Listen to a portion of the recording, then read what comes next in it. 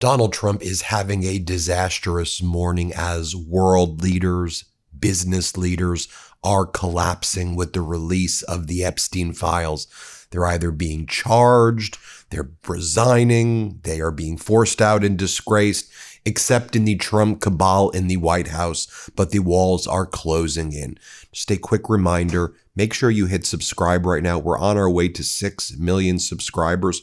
You may think you're subscribed, but you may not actually be subscribed, so double check.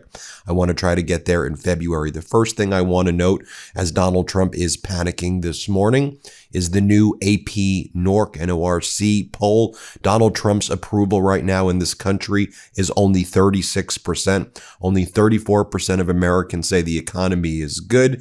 29% of Americans say the country is heading in the right direction.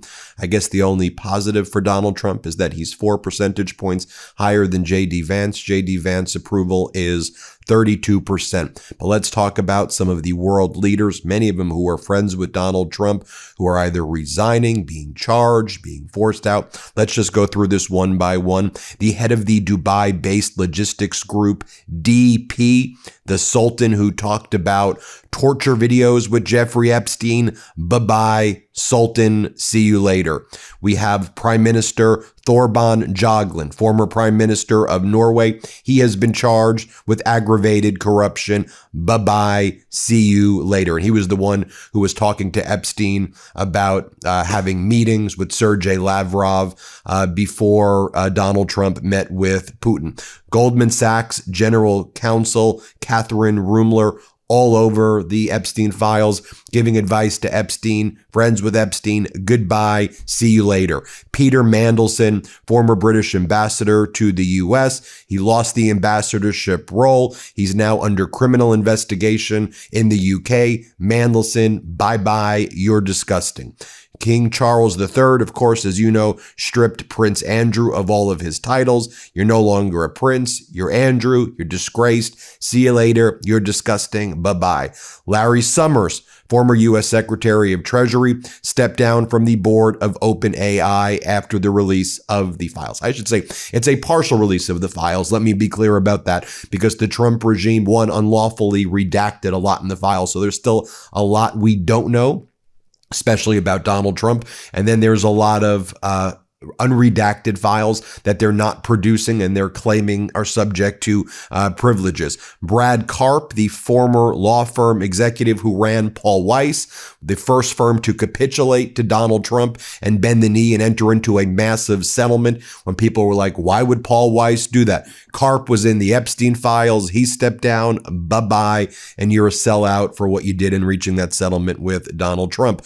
George Mitchell, former Maine senator, resigned from his position as honorary chair of the Mitchell Institute over his ties with Epstein, and the institute is now considering a name change. Bye-bye.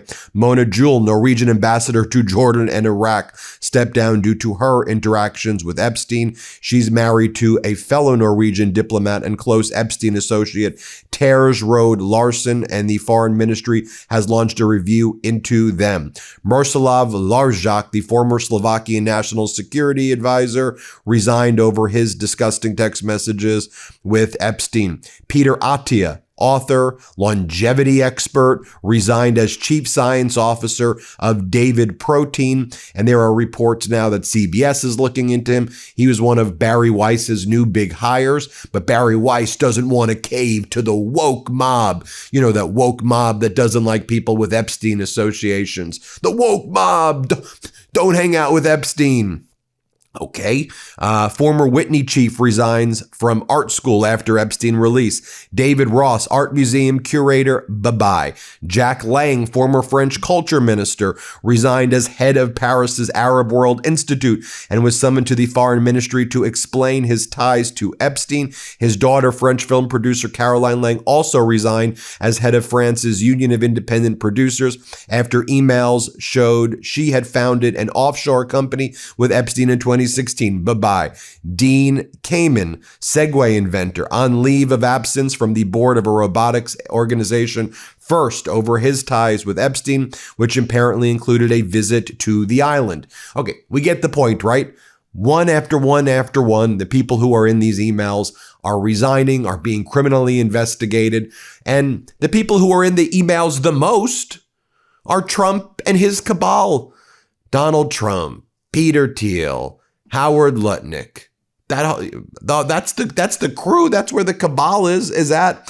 So when Donald Trump was asked about, okay, well, what about Secretary Lutnick bringing his little children to the island after Lutnick stated that this is a bad guy who engages in horrible conduct? Are you cool with your Commerce Secretary going to Epstein Island? That's just normal in the regime. The Trump regime is cool with that. Remember what Donald Trump said? Play this clip. Yeah, please. Mr. President, were you aware that Secretary of Commerce visited Epstein's island, and do you continue to have? No, I wasn't aware of it. No, I didn't. I actually haven't spoken to him about it. I wasn't. But from what I hear, he was there with his wife and children. And I guess in some cases, some people were. I wasn't. I was never there. Somebody will someday say that. I was never there. Yeah, please. But I will tell you who the regime did fire. And with all the Trump stuff like this may goes unnoticed, but the U.S. antitrust chief, Gail Slater, was fired from the Justice Department. She resigned, but she was forced out. Here's how it's being reported by our friends at The Guardian. Gail Slater, the head of the U.S. Justice Department's antitrust division, was forced out of the Trump administration on Thursday after a turbulent 10-year and months of simmering tensions with senior cabinet officials. She says, it's with great sadness I'm resigning as the head of the antitrust division. And she got into a fight with Pam Bondi and others in the Trump regime because she was somewhat enforcing antitrust laws and blocking some mergers that she thought were antitrust violations. By the way, I mean, she was someone who J.D. Vance liked and Trump liked. And so she was not fully enforcing antitrust laws, but the fact that she did even a scintilla of it in egregious examples, that was enough to say she needs to go because the lobbyists and the Trump business groups and the oligarchs, they need to not have antitrust laws enforced against them. It talks about here how the decision is a victory for Bondi and a clutch of Donald Trump lobbyists who grew increasingly frustrated with Slater last summer when she sought to block a $14 billion merger between Hewlett-Packard Enterprise and Juniper Networks, a cloud computing and software company. It says supporters of Slater portrayed her as an antitrust purist, deeply skeptical of Trump allies and lobbyists, but her skepticism of corporate mergers led critics to allege she was more interested in advancing her own agenda than the business-friendly stance of the administration. By her own agenda, do you mean what you're supposed to do when you head the antitrust division of the Department of Justice, which is to enforce antitrust law? Okay, but what do I know? But what Donald Trump does care about are people like this: James Gretsch, CEO of one of the world's largest oil companies. The guy, James Gretsch, gives Donald Trump a trophy as the king of coal. You are the champion of clean coal. So take your clean coal champion trophy.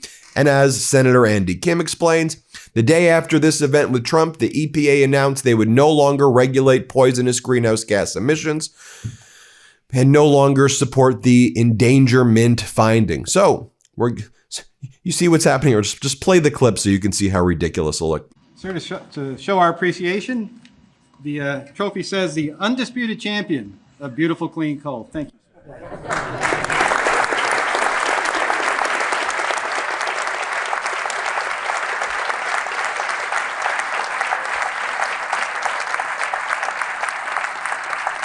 Okay, then you have Treasury Secretary Scott Bessent this morning saying that 2026 is a banquet for the American people. Our economy is a rocket ship, he says, and this is the banquet that we're all getting. Here, play this clip. I think, as I've said many times, 2025 is about setting the table. 2026 is going to be a banquet for the American people. The economy is taking off. We saw 40,000 new construction jobs. Everyone it says to me, oh, where are these factory jobs that you planned? And unlike what you and I see in the financial markets, you can't push a button and build a factory. There's lead time, but what we are seeing is big commitments to these factories that are going to be built. First, we'll get the construction jobs, and then the factory jobs are going to come. So I think we're going to see the tremendous groundbreakings. I think we're going to see a lot of factory completions this year.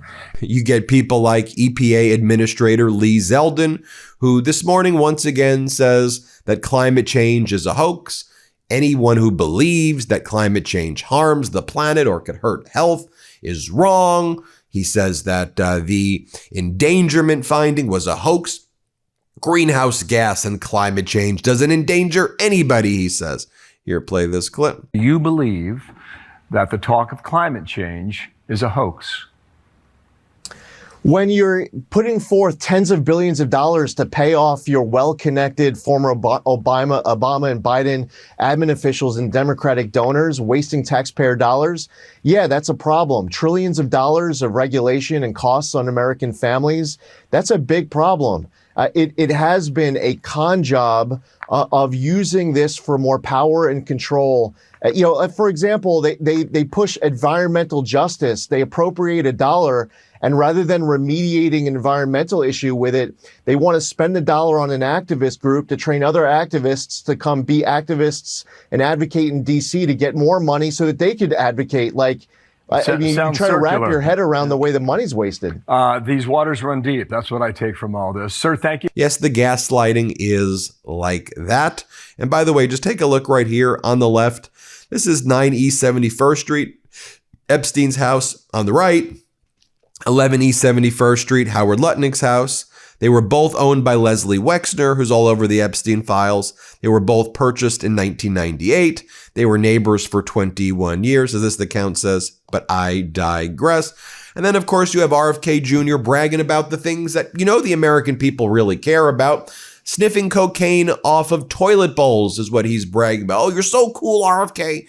You sniff cocaine off of toilet bowls. That's what the American people who are suffering right now want. What a cool guy, man. He's so edgy. He sniffs coke off of toilet bowls. Here, play this clip. And I said, I'm not scared of a germ. I used to snort cocaine off of toilet seats.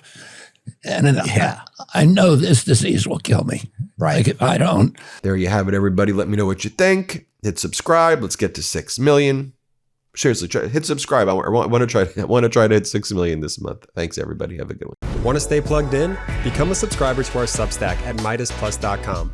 You'll get daily recaps from Ron Filipkowski, ad-free episodes of our podcast, and more exclusive content only available at MeidasPlus.com.